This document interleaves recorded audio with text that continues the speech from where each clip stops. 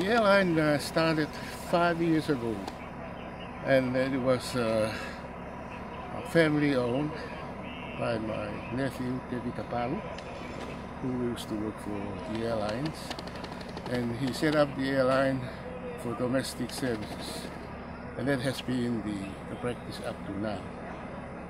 We provide regular air service to all the major islands in the group, and this is the first time that the airline has expanded outside of Tonga, operating on its own.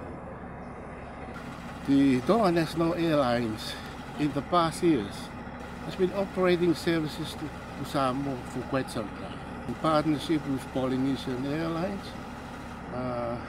Actually, Polynesian Airlines was operating services to Vava'u and to Tongatapu in the mid-80s, early 90s.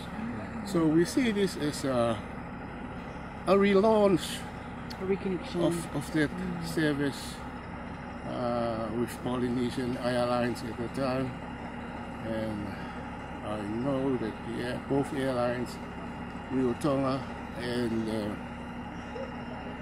Samoa Airways, have been talking and will continue to look at possible working arrangement to enhance these services.